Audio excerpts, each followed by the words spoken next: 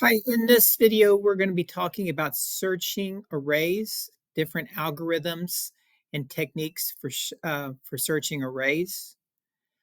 I'm just going to jump right into this code. Nothing special about the preprocessor directives. It's just IOStream and using namespace, so it's about as vanilla as you can get. The searching algorithm today I'm going to go through in this video is called linear search. Linear search means I am going to pick a number and loop through the array and see if that number is in the array.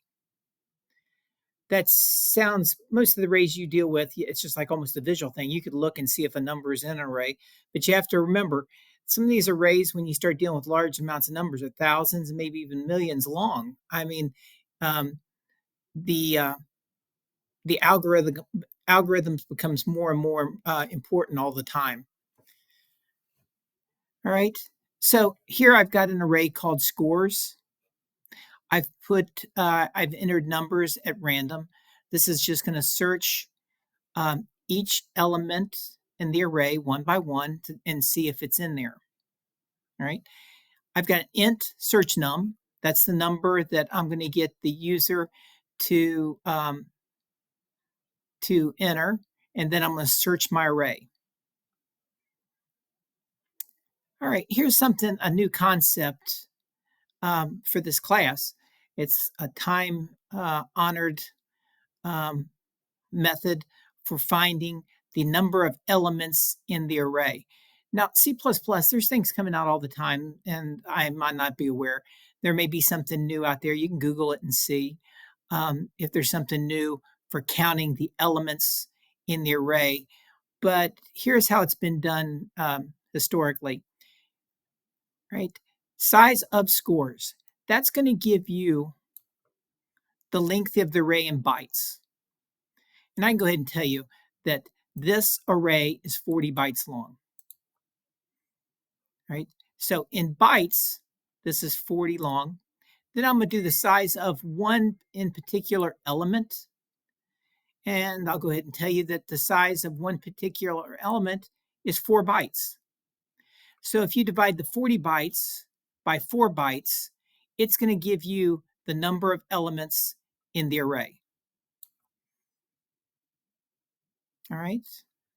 If you need to rewind that part and listen to it, it's the number of bytes in the array, scores, divided by the number of bytes in one element of scores. In this case, I just used 0. I could have used 1, 2, 3, 4, 5, 6, probably all the way up to 10 or 9, right?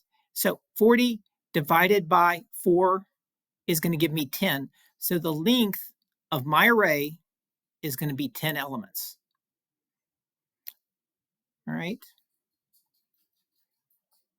So now I'm going to ask the user, right, for this linear search, and by linear, I mean one by one, straight through, all right, what number are you searching for? They're going to enter it. I'm going to enter a number in this because I didn't write this code to, catch it if it's not in the array. This example is just to show you how to do a linear search. I'm sure that anybody in the class can write, if and then else if it's not found. All right. So for this one, I'm going to enter 16. For first time through, I'm going to enter 16. And that's going to be at the 0, 1, 2, 3, fourth position. Fifth element, but it's at 0, it's at scores 4. All right. One thing about a linear search, historically, traditionally, it's always done front to back, but we could have easily written this backwards where it searches 19, 5, 7, 11. It's no more code. It's just written a little different. But this one we're going to go through. We're going to search score 0, score 1, scores 2, scores 3, and so forth. All right. Now we're down to the for loop. For int equals I. I is less than length. We've already determined the length of this is going to be 10. There's 10 elements in this. I plus plus. If scores I, so it means if what's it scores 0 on the first loop, scores 0 the second or 1 the second loop, scores 2 the third loop, is equal to search num, the number I'm searching for, which I've already told you is going to be 16. All right, equals search num, cout search num, which is going to be 16 found at element and where it's found. All right, I'm going to go ahead and run this. I'm going to type in 16.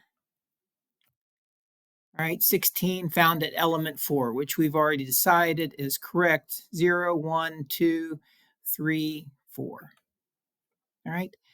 The way we wrote this algorithm, where it's always going to, the size and length is going to adjust, we can put in another 4. I'm just showing you that this still works. I'm sorry, another 16. Another 16. So I got two 16s in there.